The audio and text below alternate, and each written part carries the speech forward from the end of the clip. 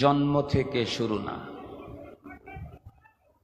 এমনকি প্রথম মানুষ, প্রথম পয়গম্বর আদম আলাইহিস সালাম থেকেও শুরু না,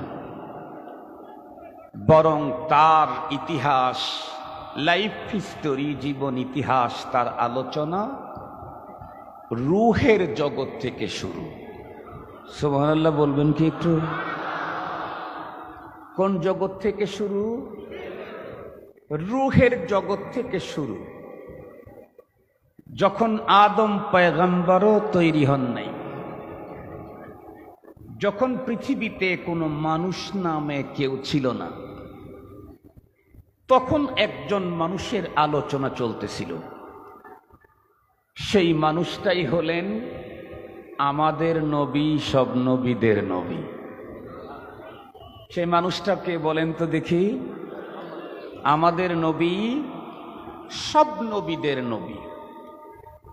আপনারা প্রত্যেকেই হয়তো জানবেন, আল্লাহ পাক রব্বুল আলামিন এই পৃথিবীতে মানুষ পাঠাবার আগে, আদম আলাইহিস সালামকে তৈরি করারও আগে, আদম আলাইহিস সালাম থেকে নিয়ে কিয়ামতের আগ পর্যন্ত যেই মানুষটার জন্ম হবে, প্রত্যেকটি মানুষের আত্মাকে একত্রিত করে রূহের জগতে আল্লাহ দুইটা কনফারেন্স করেছিলেন, দুইটা সমাবেশ করেছিলেন। সমাবেশের ডাক দিয়েছিলেন কে?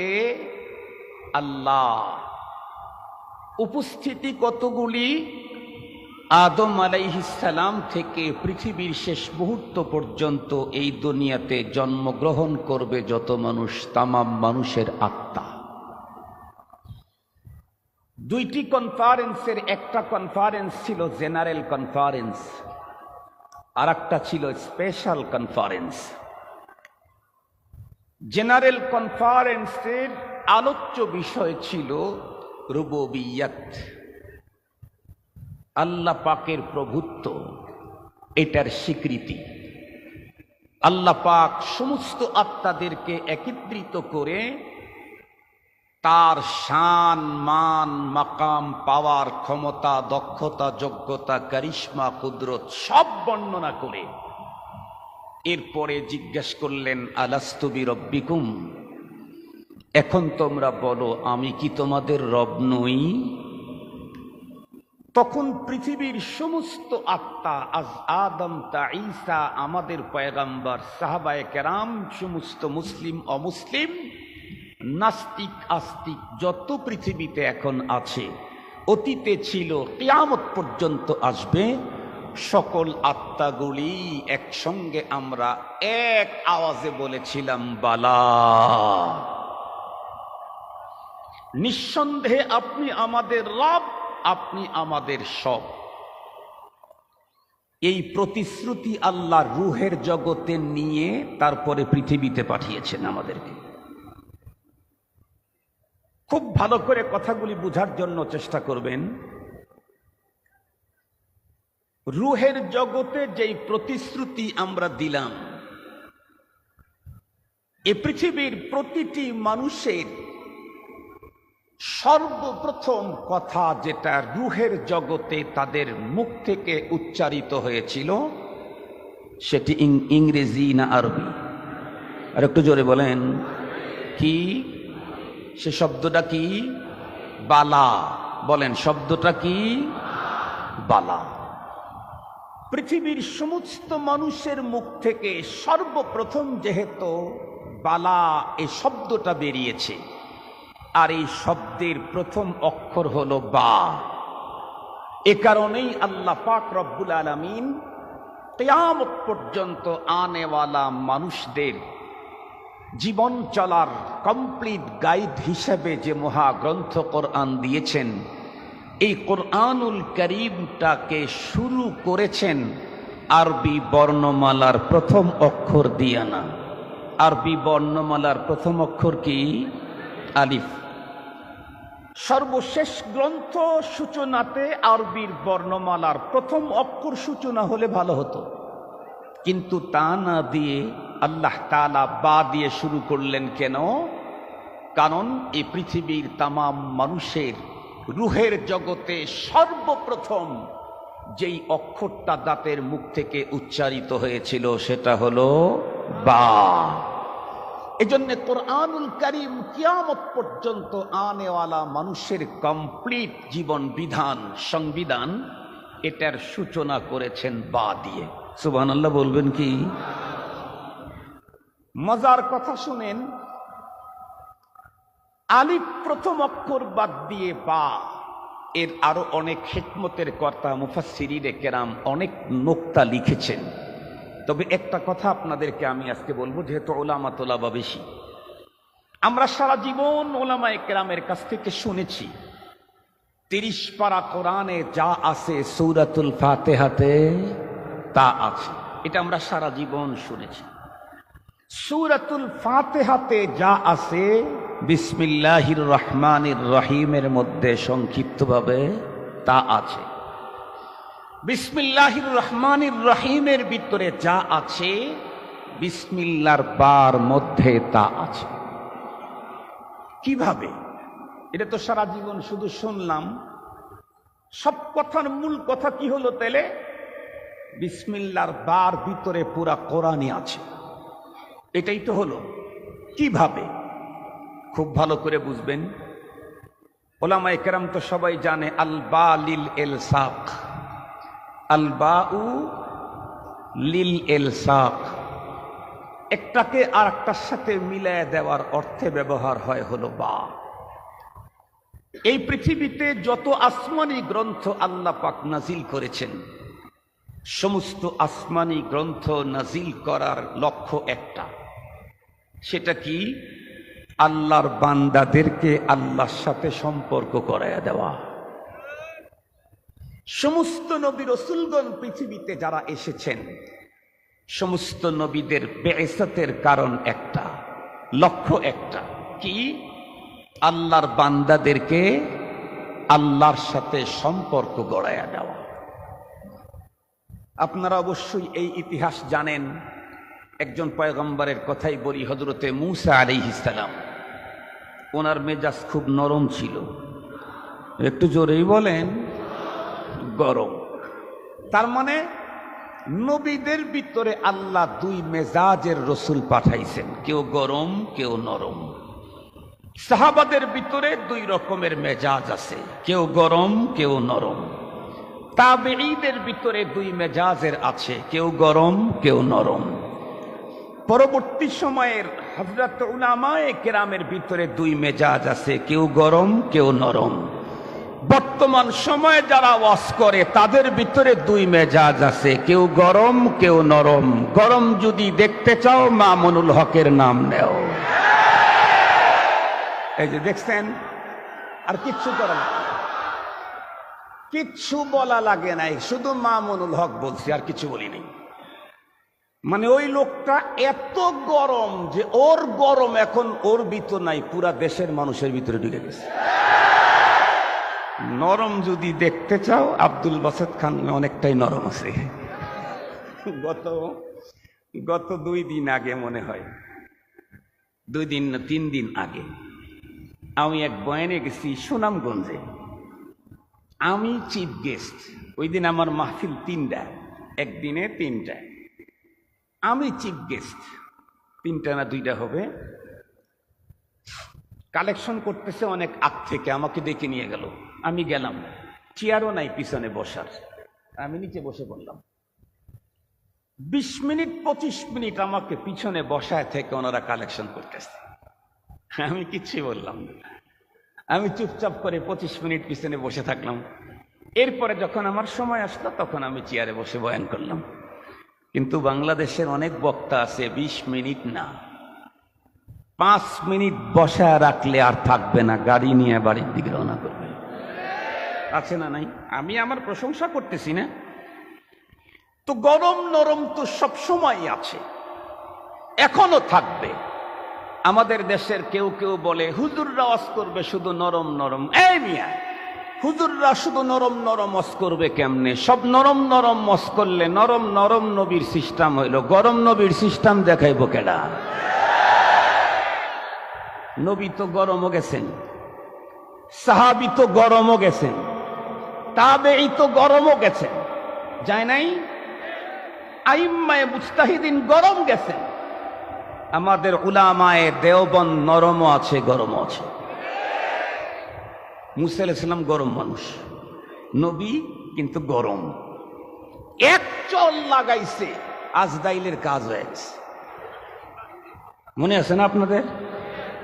হযরতে মুসা আলাইহিস সালাম, মুসা আলাইহিস সালাম এক জায়গায় দিয়ে যাইতেছেন, এক মজজুব আল্লাহর পাগল, অশিক্ষিত পাগল। পাগলের তো কথাবার্তা ঠিক থাকে না, নাকি পাগল খুব সাহিত্যিকতা সম্পন্ন কথা বলে? পাগল মনে যার কথাবার্তার ব্যালেন্স নাই। এই লোকটা এক জায়গায় বসে বসে বলতেছে, আল্লাহ তোমারে যদি আমি পাইতাম, তোমার মাথায় তেল লাগাই দিতাম। আল্লাহ তোমারে যদি আমি পাইতাম, তোমার চুলগুলি সুন্দর করে আমি ডিজাইন করে দিতাম। আল্লাহ তোমারে যদি আমি পাইতাম, তোমার হাত পা গুলি একটু দাবায় আমি খেদমত করতাম। আল্লাহ তোমারে যদি আমি পাইতাম, তোমার পায়ে মালিশ, তেল মালিশ করে দিতাম। এখন আপনারা বলেন তো দেখি, আল্লাহ পাকের মাথায় তেল লাগাবে, কথাটা কি সহি হইল? না। আল্লাহ পাকের হাত আছে, কোরআনে পাকে আছে ইয়াদুল্লাহ, কিন্তু আল্লাহর হাত কেমন এটা আমাদের জানা নাই। আমরা ঈমান আনছি কিসের উপরে? আমানতু বিল্লাহি কামা হুয়া। বলেন মিয়া, আমানতু বিল্লাহি, আল্লাহর প্রতি আমার ঈমান আছে। যদি বলে আল্লাহ কেমন, আমি তা বলতে পারি না। উনি যেমন তেমন। কথা বলেন, উনি যেমন তেমন। আপনি আল্লাহর হাত নিয়ে গবেষণা করবেন, আল্লাহর মাথা নিয়ে গবেষণা করবেন, আল্লাহর বডি নিয়ে গবেষণা করবেন, আপনি কয় আনার গবেষক, আপনি কয় পয়সার গবেষক। বিশ্বের ভিতরে নাম করা গবেষক আল্লাহর ওলি শেখ সাদি রহমাতুল্লাহ আলাইহি, উনি বলেন, তরিওয়ারতা কিস্তি ফরুশদ হাজার কে পয়দা নশদ তখতায়ে বরকিনার চশবেহা নশস্তাম দরি সৈর গম কে ওহশত গিরফত আস্তিনম কে তুম কে ওহশত গিরফত আস্তিনম কে তুম। আল্লামা শেখ সাদি বলেন, আমি অনেক রাত্রে মালিককে নিয়ে ফিকির করার জন্য বসেছি, মালিককে নিয়ে ভাবতেছিলাম। মালিককে নিয়ে যখন ভাবতেছি, 2 মিনিট যেতে দেয় নাই, অজানা এক আতঙ্ক এসে আমাকে ধরে ডাক দিয়ে বলে, আই কোন সমুদ্রের ভিতরে তুই নৌকা চালাইতে চাস? কোন সাগরের ভিতরে ডুব দিতে চাস? এই সাগরে যারা ডুব দেয় তারা জীবনে কোনোদিন কিনারায় ভিড়তে পারে না। এজন্য আমাদের ঈমান হলো আমানতু বিল্লাহি, সবাই বলেন আমানতু বিল্লাহি কামা হুয়া, আল্লাহ যেমন তেমন। আল্লাহ যেমন, মনে থাকবে তো ইনশাআল্লাহ। এই লোক বলতেছে কি, আল্লাহ তোমার মাথাটা পাইলে আমি একটু তেল লাগিয়ে দিতাম, কাছে পাইলে তোমারে। মুসা আলাইহিস সালাম এই শব্দগুলা শুনে গিয়া মারছে একটা ধমক। বলেন তো, মুসা আলাইহিস সালামের থাপ্পড়ে যদি মানুষ মরে যায়, তাহলে ধমক খাইলে তো কমপক্ষে সেন্সিয়ার হওয়ার কথা নাকি? কি বলেন আপনারা? ওর তো অবস্থা জটিল হয়ে গেছে। ধমক যখন দিয়েছে, তো কিতাবের ভিতরে লেখছে আল্লাহ পাক তখন মুসা পয়গম্বরের কাছে ওহী পাঠাইছে। ওহী যেটা পাঠাইছে এটা একজন কবি বর্ণনা করছেন, ওহী আমদ সুয়ে মুসা আজ খোদা বন্দায়ে মারা চেরা কর দি জুদা। ওহী আমদ সুয়ে মুসা আজ খোদা বন্দায়ে মারা চেরা কর দি জুদা। তু বরায়ে ওসলে করদন আমদি নয়ে বরায়ে ফসলে করদন আমদি। আল্লাহু আকবার বলেন। ওনাকে ছেড়ে দেন, ওনার অবস্থায় ছেড়ে দেন, ওনাকে ওনার অবস্থায় ছেড়ে দেন, ছেড়ে দেন, ছেড়ে দেন ওনাকে। মুহতারাম হাজিরিন, আপনারা ওই দিকে তাকান কেন? আপনারা ওই দিকে তাকান কেন? ওনাকে ওনার অবস্থায় ছেড়ে দেন, আমার কথা শুনেন। আল্লাহ তাআলা মুসা পয়গম্বরকে ডেকে বললেন, এই পয়গম্বর, আমার পয়গম্বর মুসা কালিমুল্লাহ, আপনাকে তো আমি দুনিয়াতে পাঠিয়েছি, আপনি আমার বান্দাদেরকে আমার সাথে সম্পর্ক জড়ায়া দিবেন। এই পাগলটাকে আপনি আমার থেকে ধমক দিয়ে সরায় দিতে চান কেন? এই পাগলটারে ধমক দিয়ে আমার থেকে সরায় দিতে চান কেন? আপনাকে তো সরায় দেওয়ার জন্য পাঠাই নাই, জড়ায়া দেওয়ার জন্য পাঠাইছি। এ পর্যন্ত আলোচনা দিয়ে একটা কথা বুঝাইতে চাইলাম, সমস্ত আসমানি গ্রন্থ, সমস্ত নবী রাসূল পৃথিবীতে প্রেরণের লক্ষ্য একটা, সেটা হলো দুনিয়ার মানুষকে কার সাথে জড়ায়া দিবে। এই আওয়াজটা খুব জোরে করতে হবে। কার সাথে জড়াবে? বিসমিল্লাহর বানিল ইলফাক 30 পারা কোরআনে যা আছে সূরায়ে ফাতিহায় তা আছে, সূরায়ে ফাতিহায় যা আছে বিসমিল্লাহির রহমানির রহিমে তা আছে, বিসমিল্লাহির রহমানির রহিমে যা আছে শুধু বার মধ্যে তা আছে। বা প্রথমেই পৃথিবীর মানুষকে জানায়া দিল, এই কিতাব তোমাদেরকে আল্লাহর সাথে জড়ায়া দেওয়ার জন্য এসেছে। মুহতারাম হাজিরিন, খুব ভালো করে বুঝবেন। তো আমি যে কথা বলতেছিলাম, আল্লাহ তাআলা রূহের জগতে 2টা কনফারেন্স করেছিলেন, মনে আছেন আপনাদের? একটা কনফারেন্স হলো জেনারেল, সেই কনফারেন্সের আলোচ্য বিষয় ছিল রুবুবিয়্যাত। আল্লাহ পাক সমস্ত আত্মাকে একত্রিত করে তার শান, মান, মাকাম, মর্যাদা, পাওয়ার, ক্ষমতা, কুদরত, কারিশমা সব বলে বললেন, আলাস্তু বিরব্বিকুম। আমরা সবাই কি বলেছিলাম? বালা। এরপরে সবাইকে বিদায় করে দিলেন, দিয়ে বললেন এখন একটা স্পেশাল কনফারেন্স হবে, ভিআইপি কনফারেন্স। সুবহানাল্লাহ বলবেন। কি কি কনফারেন্স? VIP conference. এই কনফারেন্সে সবাই ঢোকার কায়দা নাই। তাহলে মালিক কে ঢুকবে? যার কাছে নবুয়তের টিকিট আছে সে ঢুকবে। আল্লাহু আকবার বলবেন না? যার কাছে নবুয়তের টিকিট আছে সে ঢুকবে। কে ঢুকবে? আদম আলাইহিস সালাম আপনি ঢোকেন, শীস আলাইহিস সালাম আপনি ঢোকেন, শুআইব আপনি ঢোকেন, ইদ্রিস আপনি ঢোকেন, জলকিফ আপনি ঢোকেন, ইসমাইল আপনি ঢোকেন, ইব্রাহিম আপনি ঢোকেন, ইয়াকুব আপনি ঢোকেন, ইউসুফ আপনি ঢোকেন, মূসা আপনি ঢোকেন, ঈসা আপনি ঢোকেন। এখানে শুধুমাত্র কেবলমাত্র যাদেরকে নবুয়ত দেওয়া হবে তারা ঢুকবেন, এছাড়া অন্য কেউ ঢোকার পারমিশন নাই।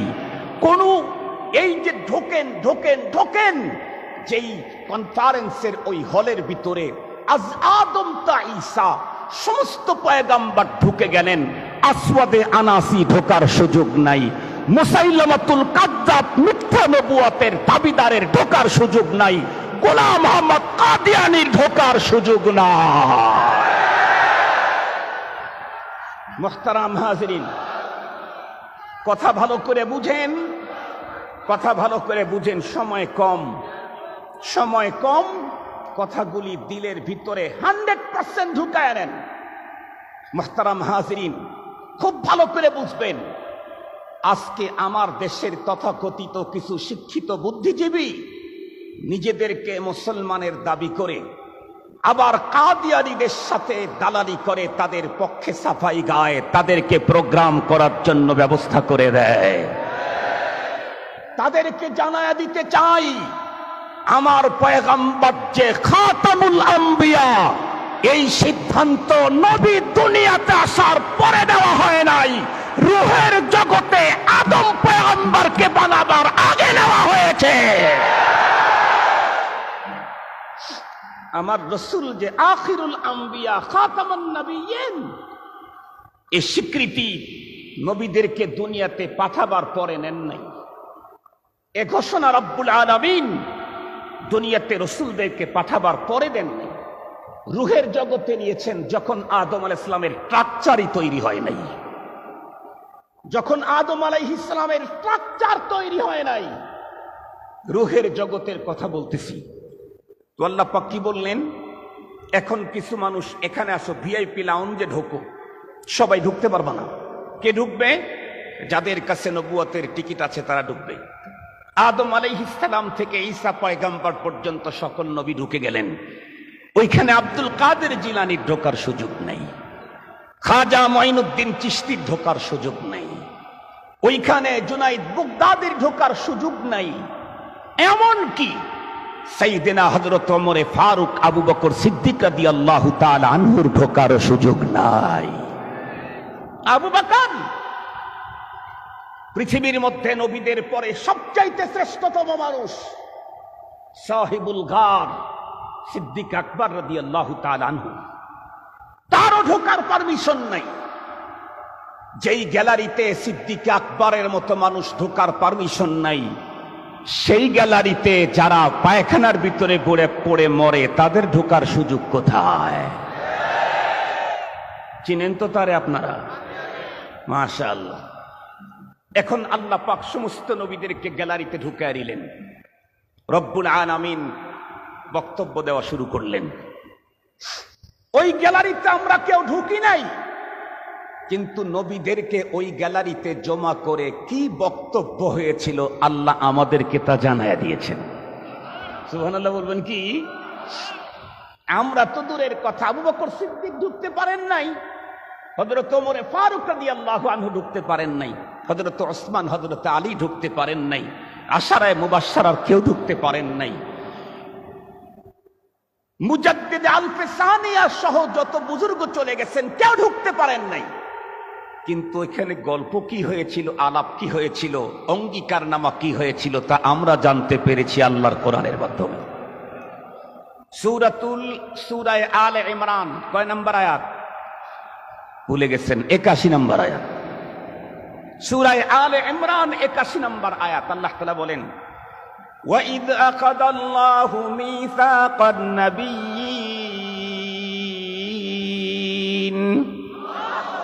لَمَا آتَيْتُكُم مِّن كِتَابٍ وَحِكْمَةٍ ثُمَّ جَاءَكُمْ رَسُولٌ مُصَدِّقٌ لِّمَا مَعَكُمْ لَتُؤْمِنُنَّ بِهِ وَلَتَنصُرُنَّهُ قَالَ أَأَقْرَرْتُمْ وَأَخَذْتُمْ عَلَى ذَلِكُمْ إِصْرِي قَالُوا أَقْرَرْنَا قَالَ فَاشْهَدُوا وَأَنَا مَعَكُمْ مِنَ الشَّاهِدِينَ।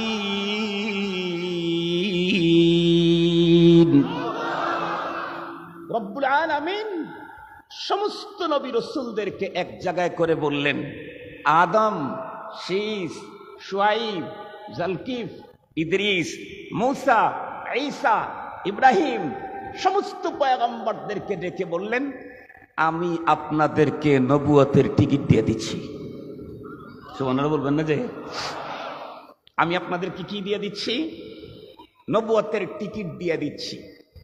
আপনাদেরকে আমি নবুয়ত দান করব, রিসালত দান করব, আপনাদেরকে কিতাব দেব, আপনাদেরকে হিকমত দেব। তবে আমাকে একটা অঙ্গীকারনামা দিতে হবে। আল্লাহ বলেন, কি দিতে হবে? আমাকে একটা অঙ্গীকারনামা। কি? আপনাদের সবাইকে কিতাব দিলাম, রিসালত দিলাম, নবুয়ত দিলাম, হিকমত দিলাম। এরপরে সুম্মা জাআকুম রাসূল, সবার পরে দিয়ে শেষে দিয়ে একজন রসুল আসবে, যেই রসুলের কাজ হলো মুসাদ্দিকুল লিমা মাকুম, যিনি তসদিক করবেন, সত্যায়িত করবেন আপনাদেরকে যে কিতাব, ওহী, রিসালাত, নবুয়ত দেওয়া হয়েছে এটাকে। আল্লাহু আকবার বললেন না? আরে সাধারণ পাবলিক না বুঝলে তো উলামা তোলাবা বোঝার কথা। সাধারণ পাবলিক না বুঝলেও তো এটা উলামা তোলাবা বোঝার কথা। আদম আলাইহিস সালাম আমার পয়গম্বরের বাবা, ইব্রাহিম আলাইহিস সালাম আমার পয়গম্বরের বাবা। তাদের নবুয়তকে তাসদীক করবে আমার পয়গম্বর মুহাম্মদুর রাসূলুল্লাহ সাল্লাল্লাহু আলাইহি ওয়াসাল্লাম। মুসাদ্দিকুল লিমা মাকুম, আমার নবী শুধু খাতামুল আম্বিয়া, শুধু শফিউল মুজনিবিন, শুধু রহমাতুল লিল আলামিন নন, আমার নবী মুসাদ্দিকুল আম্বিয়া। মুহতারাম হাজিরিন, ঠান্ডা মাথায় কথাগুলি বুঝবেন। তো আমার সেই রসুল আপনাদের নবুয়ত, রিসালাত, কিতাব, ওহীকে সত্যায়িত করবে। সেই রসুল যখন আসবে, লাতুমিনুন্না বিহি, আপনারা আমাকে ওয়াদা দেন, অঙ্গীকার দেন, আমার সেই রসুলের উপরে আপনাদের কি ঈমান আনতে হবে। ওয়ালা তানসুরুন্নাহ, অবশ্যই আমার সেই রসুলকে আপনাদেরকে সহযোগিতা করতে হবে। আল্লাহ বলেন, আআকরারতুম ওয়া আখাযতুম আলা যালিকুম ইসরি, নবীগণ আপনারা কি আমার এই মুআহাদার স্বীকৃতি দিলেন? আপনারা কি আমার এই অঙ্গীকারের স্বীকৃতি দিলেন? নবীগণ উত্তর করলেন, ক্বালু আকরারনা। আদম আলাইহিস সালাম থেকে শুরু করে ঈসা পয়গম্বর পর্যন্ত সব পয়গম্বর বললেন, ওগো রব, আমরা আপনার সামনে স্বীকৃতি দিলাম। আল্লাহ পাক বলেন ফাশহাদু, আল্লাহ পাক বলেন ফাশহাদু, নবীগণ আপনারা একে অপরে তো সাক্ষী থাকবেন। ওয়া আনা মাআকুম মিনাশ শাহিদিন, আমিও আপনাদের সাথে সাক্ষী থাকলাম। কিসের সাক্ষী থাকলেন আল্লাহ? কিসের সাক্ষী থাকলেন? সমস্ত নবীদেরকে আমার নবী শেষ নবী এই কথার সাক্ষীদার করাইলেন। স্বয়ং আল্লাহ বলেন, আমিও সাক্ষী থাকলাম, মুহাম্মাদুর রাসূলুল্লাহ আখেরি নবী। আপনারা বলতে পারেন, হুজুর এটা কেমনে বুঝলেন? এই আয়াতের ভিতরে নবীজি আখেরি নবী, এটা কেমনে বুঝলেন? মুহতারাম হাজিরিন, এটা কেমনে বুঝলেন? এটা বুঝতে চাইলে আরবি পড়া লাগে। এজন্য তো আমাদের উলামায়ে কেরামরা বলেন যে ভাই, বাংলা তাফসীরের বই পড়ে মুফাসসির হওয়া যায় না, বাংলা তাফসীরের কিতাব পড়ে মুফাসসির হওয়া যায় না। বাংলা দিয়া বুঝতে চাইলে ঝামেলা হয়। যেমন আমাদের দেশের আহলে হাদিস ভাই যারা আছে, তাদের কাছে দেখবেন একটা মাসআলা হলো, নারী আর পুরুষের নামাজের কোনো পার্থক্য নাই। নারী আর পুরুষের নামাজের কি নাই? কোনো পার্থক্য নাই। তাদের দলিল বুখারী শরীফের মধ্যে আছে। কি আছে? নবীজি বলছেন, সল্লু কামা রাআইতুমুনি উসাল্লি, তোমরা ওইভাবে নামাজ পড়ো যেভাবে আমাকে নামাজ পড়তে দেখেছো। আমাদের আহলে হাদিসের ভাইরা কি বলে? ওইখানে বলছে তোমরা ওইভাবে নামাজ পড়ো। তোমরা মানে নারী পুরুষ সবাই। কিন্তু আমি আপনাদেরকে জিজ্ঞেস করি, তোমরা নামাজ পড়ো এই শব্দটা কি রসুলের? কথা বলেন না কেন? রসুলের শব্দ কি? সল্লু। নবীজির শব্দ কি? কথা বলেন না কেন? বুঝেন না আমার কথা? নবীজির শব্দ কি তোমরা নামাজ পড়ো এটা, না সল্লু? নবী কি বাংলা বলছেন না আরবি বলেছেন? তাহলে তোমরা নামাজ পড়ো এটা তো বাংলা, এটা রসুল বলেন নাই। রসুল বলেছেন কি? সল্লু। এখন সল্লু এই আরবি শব্দের অর্থ কি? সল্লু আরবি শব্দের অর্থ হলো তোমরা পুরুষেরা পড়ো। কথা বলেন, কথা বলেন, তোমরা পুরুষেরা পড়ো। নারীদেরকে অর্ডার করার জন্য সল্লু শব্দ ব্যবহার হয় না, এটা পুরুষদেরকে অর্ডার করার জন্য সল্লু শব্দ ব্যবহার হয়। এখন আমার দেশের আহলে হাদিসের দোস্তরা কি বলল? বলে রসুল বলেছেন তোমরা আমাকে যেমন নামাজ পড়তে দেখেছো তেমন পড়ো। আসলে কি তোমরা শব্দ নবী বলেছেন? নবী যে বলেছেন সল্লু, আর সল্লু মানে তোমরা না, তোমরা পুরুষেরা। ঠিক তদ্রূপ আমি যে আয়াতে কারিমা তেলাওয়াত করেছি, এখানে অনেকেই ভাবতে পারে হুজুর এইখানে খতমে নবুয়ত কেমনে বুঝলেন আপনি? খতমে নবুয়ত বুঝার জন্য কয়েক পৃষ্ঠা দরকার নাই, কোরআনে পাকের দুইটা শব্দের দিকে লক্ষ্য করলেই তো বোঝা যায়। এক নাম্বার মুসাদ্দিকুল লিমা মাআকুম, আর একটা হলো তারও আগে সুম্মা জাআকুম রাসূল। সুম্মা শব্দটা দেখলেই আপনারা বুঝতে পারবেন যে এই আয়াতের ভিতরে রাসূল করিম সাল্লাল্লাহু আলাইহি ওয়াসাল্লাম সর্বশেষ নবী, সর্বশ্রেষ্ঠ নবী, এ কথা আল্লাহ তাআলা বুঝাইয়া দিয়েছেন। কেমনে? এখানে যত উলামা তোলাবা আছে সবাই জানেন সুম্মা লিত্তারাখি, সুম্মা, এ ভাই মাদ্রাসার ছাত্ররা বলো, সুম্মা লিত্তারাখি। আপনাদেরকে বুঝাবার জন্য বলি, আমাদের বাংলা ভাষায় হলো, মনে করেন এই মাদ্রাসার সমস্ত স্টাফকে কেউ দাওয়াত করছে, মেয়র মহোদয় দাওয়াত করছে, এমপি মহোদয় দাওয়াত করছে, মন্ত্রী সাহেব দাওয়াত করছে, সবাই চলে গেছে, স্টাফ একজনও বাদ নাই, শুধু বড় হুজুর যায় নাই। সবাই গেছে, 2 ঘন্টা পরে খাওয়া দাওয়া শেষ হয়ে গেছে, তখন বড় হুজুর গেছে। তাহলে এই কথাটা উনি অন্য বন্ধুর কাছে ব্যক্ত করবেন কেমনে? বলে জুম্মাপাড়া মাদ্রাসার পুরা স্টাফকে দাওয়াত করেছিলাম, সবাই আসছে, একেবারে শেষে খাওয়া দাওয়া শেষ, 2 ঘন্টা পরে বড় হুজুর আসছে। এভাবে বলবে কিনা? কথা বলেন না কেন? এভাবে বলবে কিনা? এই কথাটাকে আরবিতে, উচ্চার আরবিতে এই কথাটা ব্যক্ত করার জন্য আরবরা বলে যা আনিল কওম সুম্মা বড় হুজুর, যা আনিল কওম, কথা বলেন না কেন, সুম্মা বড় হুজুর, মানে সবাই চলে আসছে, সবার শেষে আসছে, মানে তারপরে আর কেউ, আর কথা বলেন না কেন, তারপরে আর কেউ। সুম্মা 2 অর্থ দেয়, তাখির আখির। কয়টা শব্দ বললাম? তাখির আখির, 2 অর্থ সুম্মার মধ্যে আছে। তো আল্লাহ তাআলা বললেন আমি আপনাদেরকে আদম, শীস, শুআইব, ইলিয়াস, মূসা, ঈসা, ইদ্রিস, জুলকিফ, সমস্ত পয়গম্বর আপনাদেরকে বলছি, আপনাদেরকে কিতাব, হিকমত, নবুয়ত দেওয়ার পরে সুম্মা একদম শেষে যা আকুম রসুল, আমার রসুল আসবে। তাহলে বলেন তো দেখি, যে কোন আমার রসুলের পরে আর কোন রসুল আসার সুযোগ? আর একটু জোরে বলেন, আর একটু জোরে বলেন। সুম্মার পরে যে আসছে তারপরে আর কোনো সুযোগ নেই।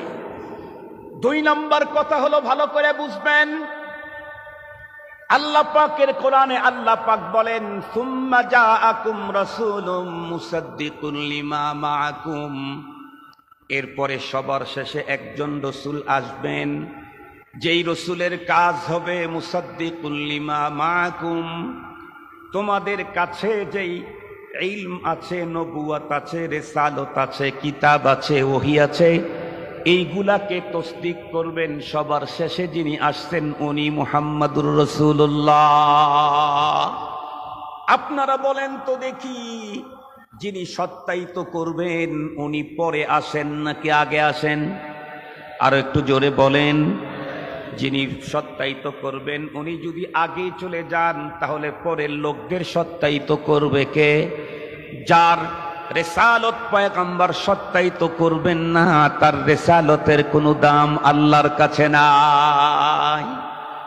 এই জন্য মুসাইলামাতুল কাযযাব, আসওয়াদে আনাসি এবং গোলাম আহমদ কাদিয়ানী, তারা যেহেতু মুসাদ্দিকুন নবিয়্যিন জনাবে মুহাম্মাদুর রাসূলুল্লাহ সাল্লাল্লাহু আলাইহি ওয়াসাল্লামের পরে এসেছে, সুতরাং তাদের নবুয়তকে তসদিক করার মতো আর কোনো সুযোগ ছিল নাকি?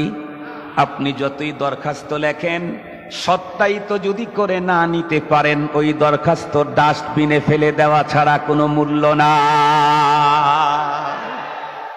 আসওয়াদে আনাসি আর মুসাইলামাতুল কাযযাব আর গোলাম কাদিয়ানী, তুমি যে নবুয়তের দাবি করছো, তোমার এই দাবির সত্যায়িত করবে কে?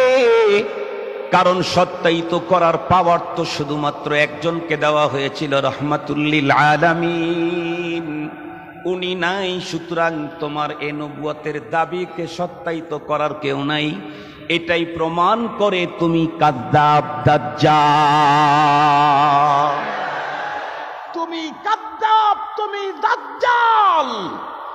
এ আমার বাংলাদেশের একজন প্রখ্যাত মুফাসসির, তার একটা কথা আমার খুব ভালো লেগেছে, নাম বলবো না তার, ওনার একটা কথা আমার খুব ভালো লেগেছে, নাম বলা দরকার নাই।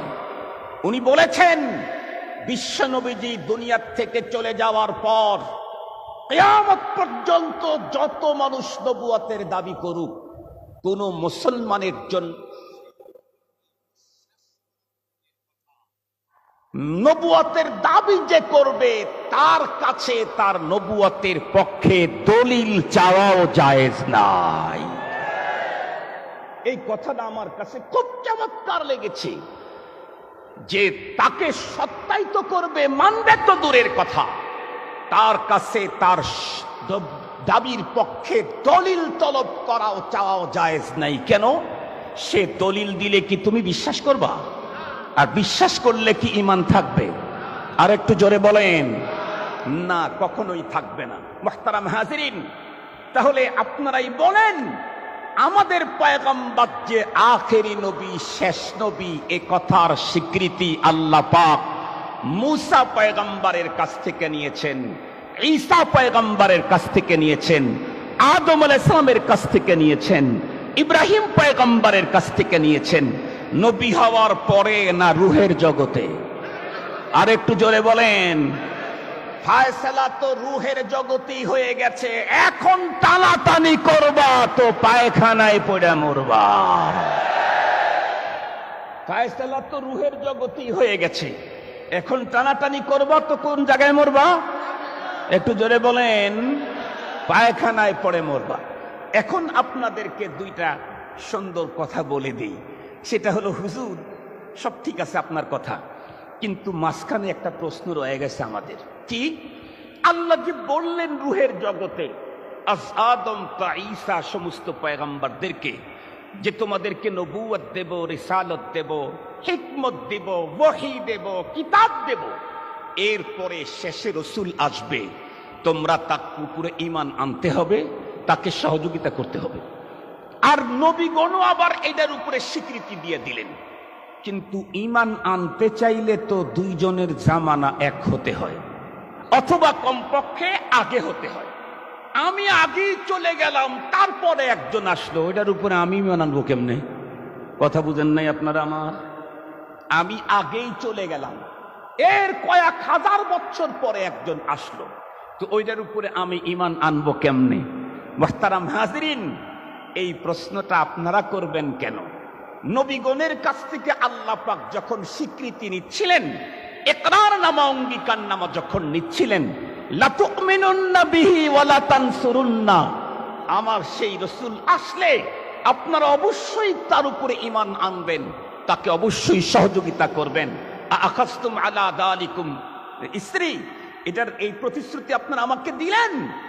আম্বিয়ায়ে কেরাম তখন দিয়েছেন, কিন্তু খুব ভালো করে বুঝবেন কথা, ওনাদের ভিতরেও এটা ছিল, আমরা চলে যাওয়ার পরে আসবে নবীজি, ইকরার তো দিলাম, পূরণ করব কেমনে? আল্লাহ তাআলা নবীদেরকে জানায়া দিলেন, আরে ভাই, আপনারা আমার নবীগণ, আপনারা প্রতিশ্রুতি দেওয়ার কথা প্রতিশ্রুতি দেন, কেমনে এটাকে পূরণ করাইতে হয় ওইটা আমি আমার জিম্মায় নিয়ে নিলাম।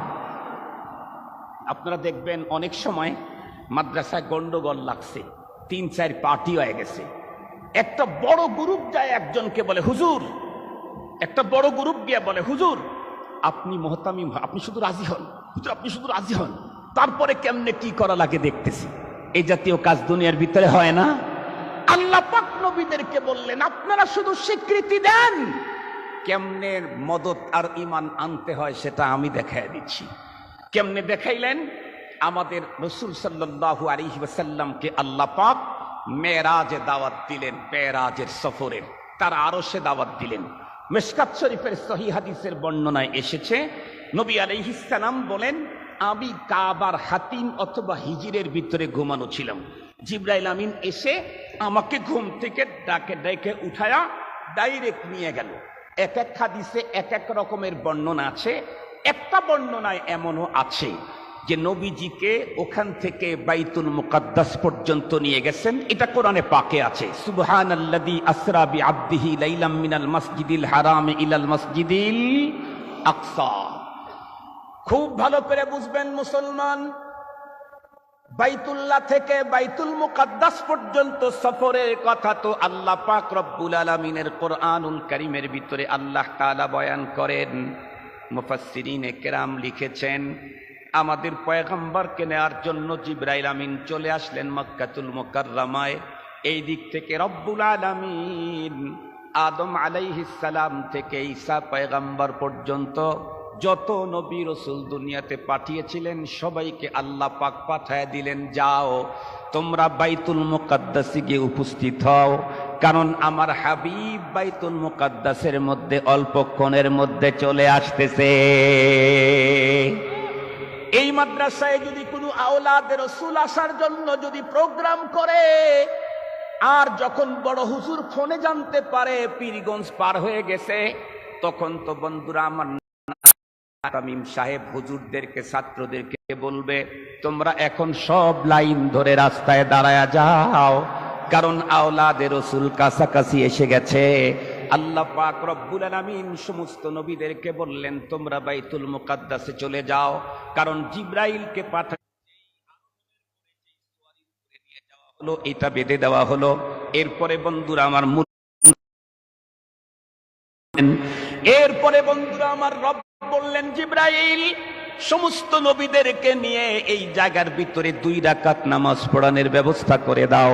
জিবরাইল আমিন বললেন, আল্লাহ কেমনে কোন পদ্ধতিতে? বলে আগে আজান দিয়া দাও। আজান যখন দেওয়া শুরু করলেন, রূহুল্লাহ আছে, মুসা কালিমুল্লাহ আছে, ইব্রাহিম খলিলুল্লাহ আছে, আদম সফিউল্লাহ আছে। আমি এখন আশহাদু আন্না কি বলবো? ইব্রাহিম খলিলুল্লাহ, মুসা কোনটা বলবো? রব্বে করিম জিবরাইল আমিনকে জানায় দিলেন, জিবরাইল না না না, তুমি ঈসা কালিমুল, মুসা কালিমুল্লাহ, ঈসা রূহুল্লাহ এটা বলার প্রয়োজন নাই। কেন? কারণ যেখানে আমার হাবিব পড়ে, আমার জীবনের প্রথম যখন ভোলাতে আন্তর্জাতিক সম্মেলনে গিয়েছিলাম, সিরাজগঞ্জ থেকে যাইতে যাইতে দেরি হয়ে গেল। এশার নামাজের পরে ফকিহুল মিল্লাত রাহমাতুল্লাহি আলাইহি মুখতাসার 10 মিনিট কথা বললেন। এরপরে আব্দুল মজিদ নদীম সাহেব হুজুরকে উঠায় দিলেন, হুজুর 1 ঘন্টা কথা বললেন। এরপরে হুজুর বললেন, মুফতি সাহেব अभी तो मेरा बयान खत्म हुआ, क्या करना? मुफ्ती साहब रहमतुल्लाहि अलैहि, नदीम साहब रहमतुल्लाहि अलैहि के देखे बोलें, थोड़ा बहुत कुछ ठहरना है। क्यों? हम जो आखिर में बयान करेगा वही दुआ करेगा। फकीहुल मिल्लत उत्तर करलें, जब किसी महफिल में कोई हाशमी हो तो औरों के दुआ करने का क्या हाल?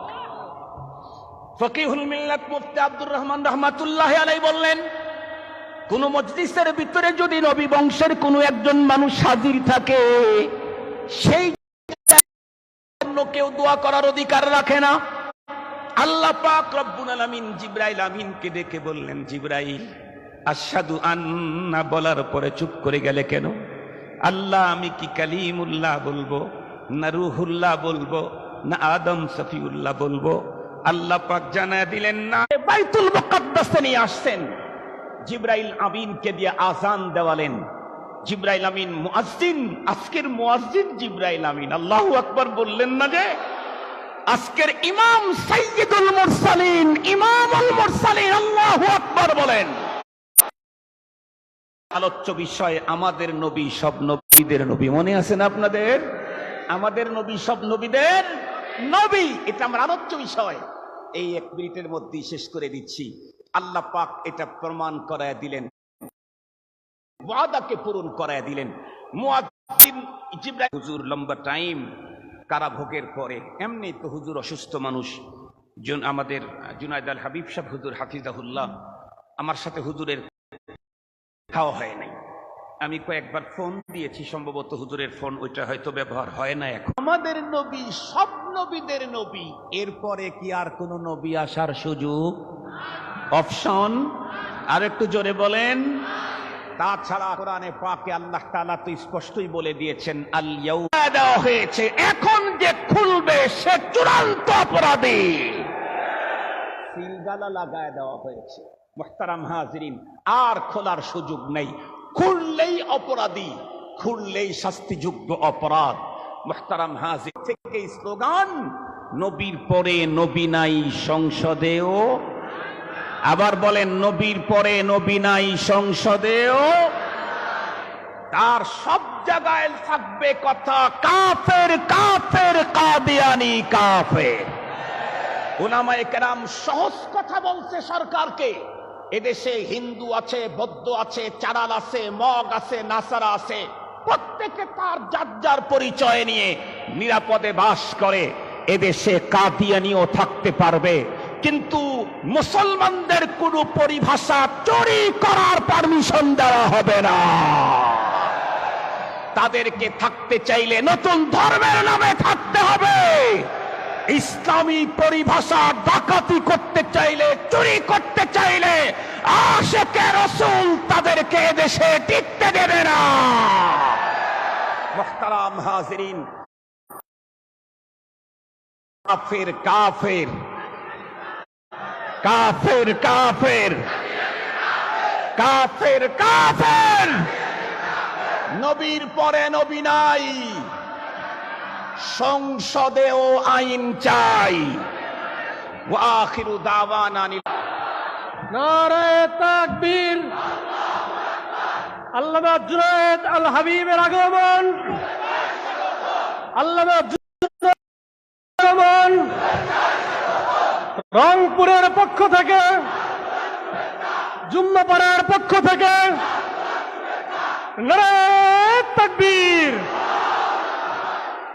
আলহামদুলিল্লাহ, ইতিমধ্যে আমাদের মাঝে উপস্থিত হয়েছেন